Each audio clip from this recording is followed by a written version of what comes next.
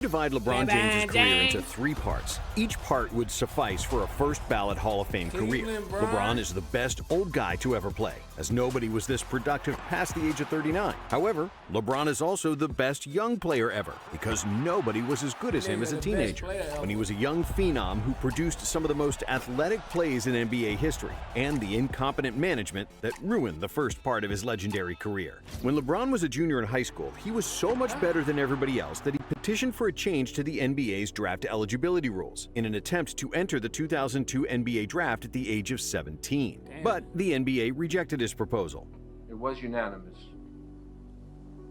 1-0. So he finished his senior season at St. Vincent's 1-0. St. Mary as the most dominant and most decorated high school player since Kareem Abdul-Jabbar. LeBron was the most hyped non-NBA basketball player in history, with media experts considering him better than 75% of the current NBA talent before James even played a single game. LeBron James is the best high school basketball player I have ever seen, and I think as a 17-year-old, he's better than Kobe Bryant was at the same age. However, when Cleveland did draft him first overall in the 2003 draft, and when James first suited up for the Cavs, it was immediately visible that the hype was justified. Here he comes the other way. There's your first James Jam of his career. In his first 2 games, LeBron averaged 23, 8, and 8, and it was clear that he was gonna be a star. James became the 3rd rookie in NBA history to average 25 and 5 for the season. Bro, this nigga averaged his career, his first 2 games. But he averaged more points for a career, but behind Oscar Robertson and Michael Jordan, who were 3 years older than LeBron in their rookie seasons. And despite being the youngest player they was 3 years older than Bron. Bron still averaged 24. Man, come on, y'all better stop. The NBA, Bron was head and shoulders above every other player on his team. Carlos Boozer was a bright spot, along with veteran center Zydrunas Ilgauskas, but that was about it. Nobody on the team could shoot, and the Cavs ranked last in three-point makes and accuracy. However, because of LeBron, who won Rookie of the Year over Carmelo, the Cavs finished 1 win away from a playoff spot, and with 18 more wins than the previous season. In the offseason, the Cavs stalled on a contract extension for Boozer, who averaged 15 points and 11 rebounds, and was their second-best player behind LeBron. So, Boozer then signed with the Utah Jazz, where he would average 19 points and 10 rebounds for the next 6 seasons, with 2 All-Star appearances. But despite a complete lack of shooting and an even weaker roster than the year before, LeBron improved dramatically with 1 season under his belt. James's first step was like nitro, and when he saw the slightest crack in the defense, he was gone, and the result was a thunderous dunk. The combination of speed and the trampolines he had in his legs were mesmerizing, and young LeBron quickly overtook Vince Carter as the best in-game dunker in the NBA. As a sophomore, the King averaged 27, 7, and 7, with over 2 steals per game. The only other player who averaged similar numbers at the age of 20 is Luka Doncic, but Luka did this in the pace and space era, with a ton of spacing, more possessions, and teammates who could shoot. In the 2005 season, other than LeBron, the entire Cavs team averaged just 2.3 made three-pointers per game, as they loaded the paint with traditional stiff big men. With the paint always clogged, much more contact allowed for the defenders, and almost the slowest pace in NBA history, LeBron's 27 points and 7 assists is like 35 points and 10 assists in the modern NBA. And he was doing that while he still couldn't legally buy a beer. The Cavs won 7 more games than the year before, as LeBron carried the team on his shoulders to a 42-40 record, their first winning season in 7 years. However, Cleveland missed the playoffs, again by only 1 win, which resulted in the firing of coach Paul Silas and GM Jim Paxson.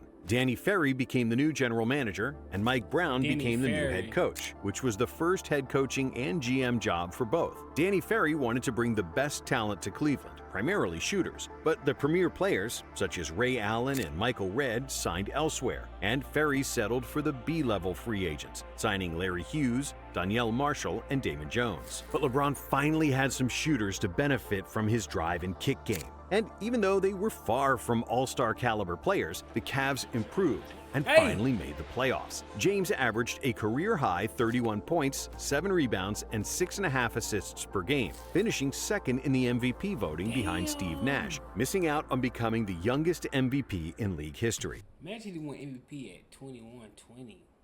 D Rose type shit. He averaged 31-6 and still ain't win MVP?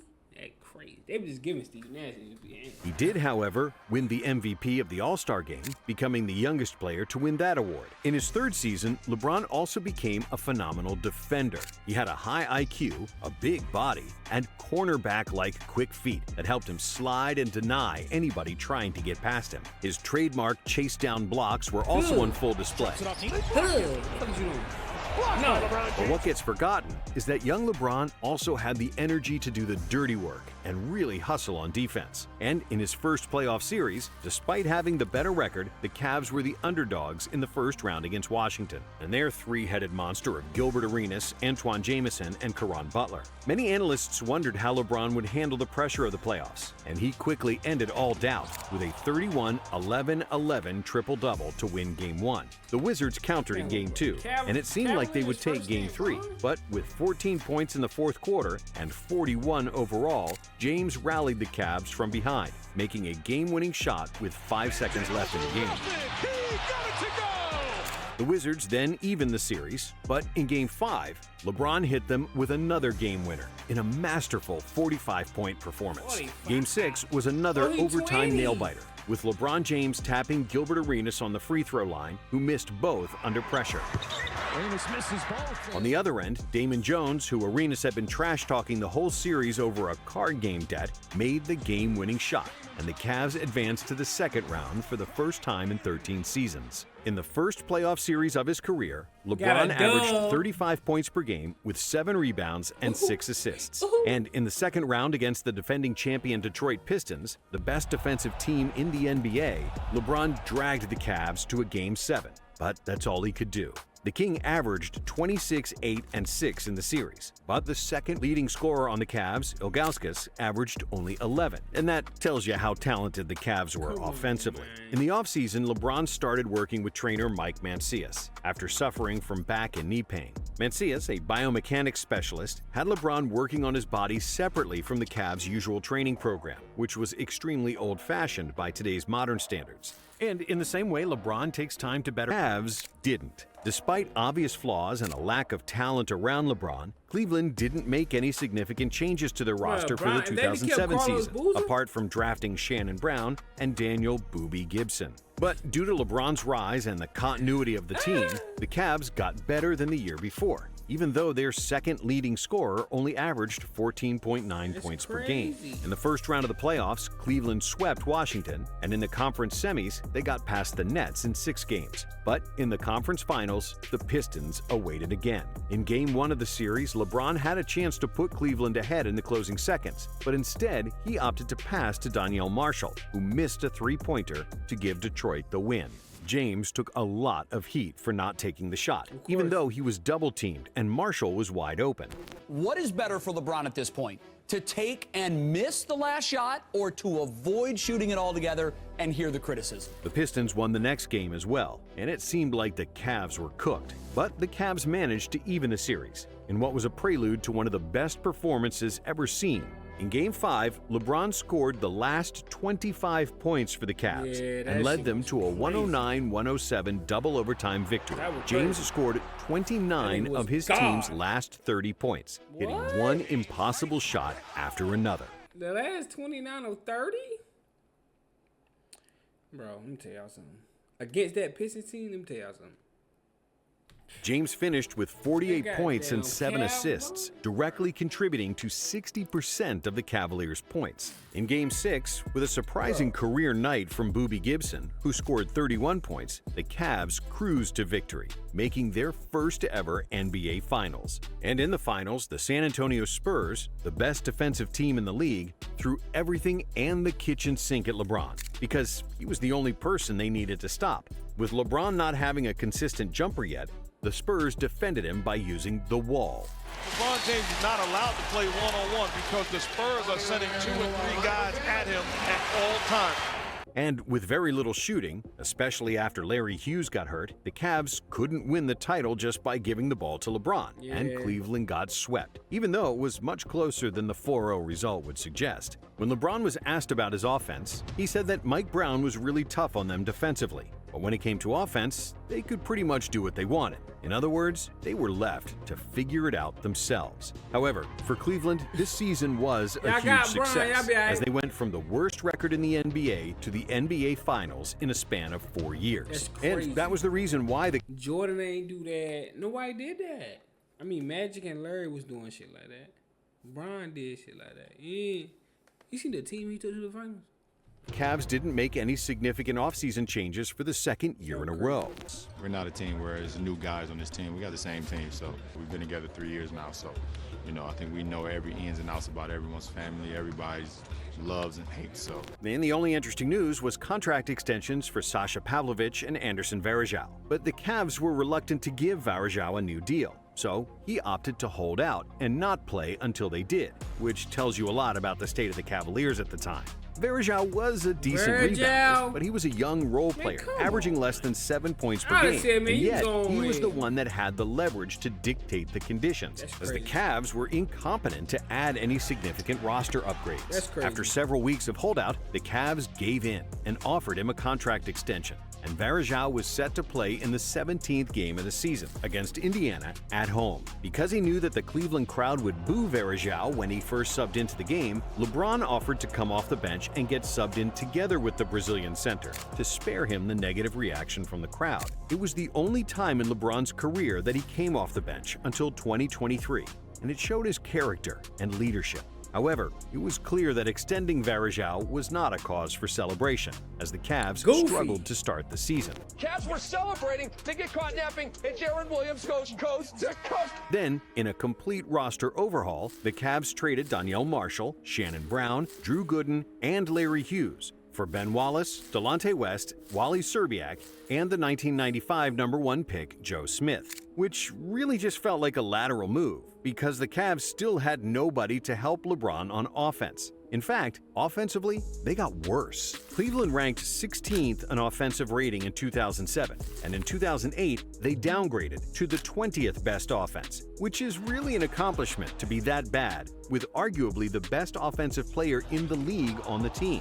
LeBron led the league in scoring that year with 30 points per game, along with a then-career-high 7.9 rebounds and 7.2 assists. In the playoffs, the Cavs once again defeated their favorite customers from Washington, but in the second round, they faced the best regular season team, the Boston Celtics. Led by Paul Pierce, Ray Allen, and Defensive Player of the Year Kevin Garnett, the Celtics held LeBron to just 8 for 42 shooting in the first two games, as they took a 2-0 lead. But then the Cavs responded with two big victories of their own, tying the series.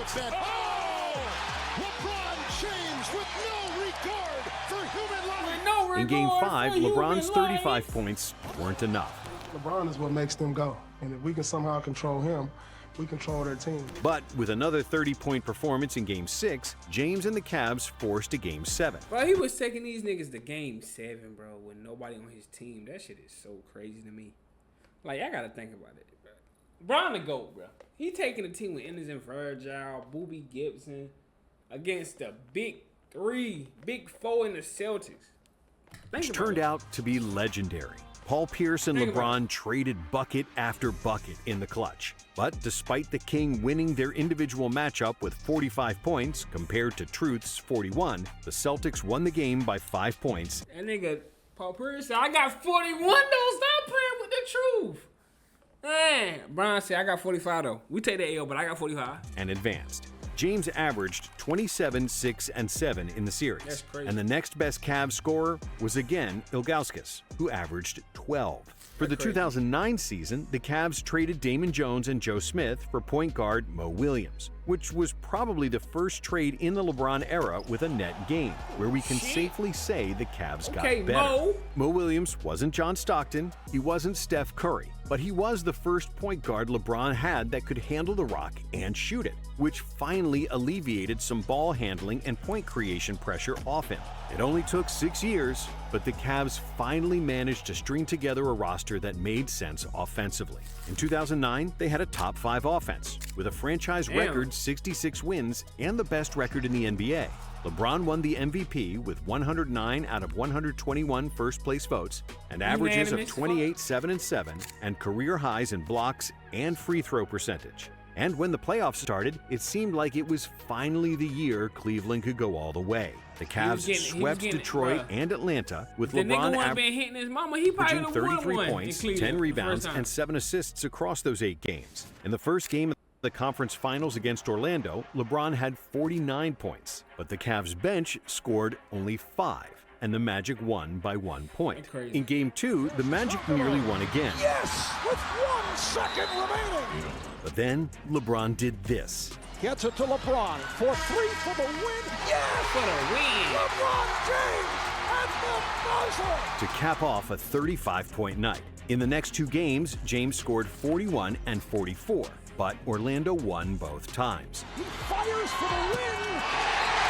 The Orlando Magic escape. In Game 5, the King had a monstrous 37-point, 14-rebound, and 12-assist triple-double to extend the series. But the Magic then won Game 6 and spoiled what could have been a finals duel between LeBron and Kobe. James averaged 38, 8, and 8 in the series, but the Magic always had different players step up every night. And they always had at least one guy that got hot in the fourth quarter, which won them the series. It was a very bitter pill to swallow after such a great regular season. Congratulations to the Orlando Magic. They played an unbelievable series, and they deserved it.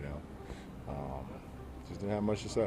And when the offseason began, the Cavs were in desperation mode. LeBron was an upcoming free agent, and they could lose him for nothing if they didn't make a big splash. So they decided to go for a guy who probably makes the biggest splash. Oh my God! Shaquille O'Neal. Ben Wallace and Sasha Pavlovich got traded, and the Cavs also signed free agent guards Anthony Parker and Jamario Moon. But none of those additions really made the team explicitly better. O'Neal was a legend, but he was ring-chasing at that point, overweight, and far from the dominant Lakers Shaq. But before the All-Star break, the Cavs had 13 wins in a row and were far ahead of everybody in the Eastern Conference. Still, Cleveland wasn't done making moves. They traded legendary center Zydrunas Ilgauskas for Antoine Jamison, a 20-point scoring power forward from Washington. In my opinion, this puts Cleveland over the hump in the East. The Cavs finished the season with 61 wins, and LeBron repeated as the MVP with another stellar season, averaging 29.7 points, 8.6 assists, and 7.3 rebounds. In the first round, the Cavs easily dispatched the Bulls in 5 games, with LeBron dominating on both ends of the court, leading the Cavs in all 5 major statistical categories. But in the second round, LeBron played against his nemesis, Paul Pierce, and the Celtics, who were even better than they were in 2008. Rajon Rondo became an all-star, Tony Allen was playing regular minutes, and Rasheed Wallace was also there, with enough juice to make noise off the bench. The Cavs had the home court advantage, but failed to capitalize on it, as they allowed Boston to split the first 2 games, before heading to Boston for games 3 and 4. LeBron James just never got involved in this game offensively. And I'm not just talking about numbers. It's about his impact in trying to make plays and his aggressiveness. But game 3 in Boston turned into the LeBron James show from the opening tip-off, putting on a basketball clinic en route to a 38-point masterpiece. Rondo dominated in Game 4 with a 29, 18, 14 triple-double, and the series was tied. But then, in Cleveland, a complete massacre. The Cavaliers' defensive effort was terrible. They seemed to sleepwalk through the final 3 quarters of the game, and by the time Game 5 was over, the Celtics blew them out by 32 points. This game is remembered by Cleveland fans as the Game 5 debacle. I'm a Cavaliers fan, I just don't understand it. I mean, LeBron, you just can't blame it on LeBron. You can't blame it on LeBron. It's embarrassing. It hurts. It hurts, man. And the worst game of LeBron's playoff career up to that point. The King seemed to have thrown his crown. He wasn't aggressive, and his body language was that of a defeated man, as he only made 3 out of 14 shots for 15 points. Damn. When you give up 30, 30, and 40 for the next 3 quarters, that's not particularly getting it done. And then in Game 6, it happened again. Yes, LeBron had a big triple-double with 27 points, 19 rebounds, and 10 assists, but he also had 9 turnovers. James lost it again. Unbelievable. His 9th turnover of the night. And yet it wasn't about any particular number or statistic. Throughout the game, LeBron was quiet and not energetic. It was almost like he already accepted defeat and had Yeah, mentally over it, checked man. out. Nigga, And when my LeBron boy, went down the over it. tunnel at TD Garden, he took off the Cavs jersey. And it was an ominous sign that the decision had already been made. The official decision happened a few months later when LeBron organized a TV event to tell the world, In this fall, I'm going to take my talents to South Beach and join the Miami Heat. James was treated like a traitor, like an enemy to the entire state of Ohio, and a weak character. I hope he never wins anything in Miami. He is dead to me. But in retrospect, You're mad. They was big man. I'm talking about. They was big man. They was mad. it's really hard to blame LeBron for leaving. Not one player he played with was elite at anything other Like, than bro. Varejao as an offensive rebounder. The Cavs had no elite defenders, shooters, scorers, nothing. Then, around year 6, they just started throwing anything at the wall to see if it stuck, bringing in highly overpaid but average players. Throughout his 7 years in Cleveland, LeBron never had a teammate average 20 points per game. And for the first 3 or 4 years, he didn't even have a teammate average more than 15 points per game. The only All-Star LeBron played with was Mo Williams in 2009. And the only reason Mo made the All-Star team was because the Cavs had the best record in the NBA. It's the only way. Yes, the optics of his final 2 games were bad, but LeBron was fed up and tired of carrying that team on his shoulders. The 2007 Cavs team was the worst ever team that made the NBA Finals. And if it wasn't for LeBron, the Cavs would have been a Look at it, bro. This was the team he took to the finals, bro. With the Cavs in 2007. Bron. At 22, 21, 23. Drugged this team to the finals. That's nasty. That's nasty. I ain't gonna lie. He the GOAT. Bron the GOAT, man. I don't want to hear no more talking about nothing else. Jordan wouldn't have took this team to the finals. Jordan would have lost in the first round by 50. Look, man, like, comment, subscribe. Y'all already know what's going on, man. I'm going to see y'all in the next video, man. On the road to 10K. Y'all already know.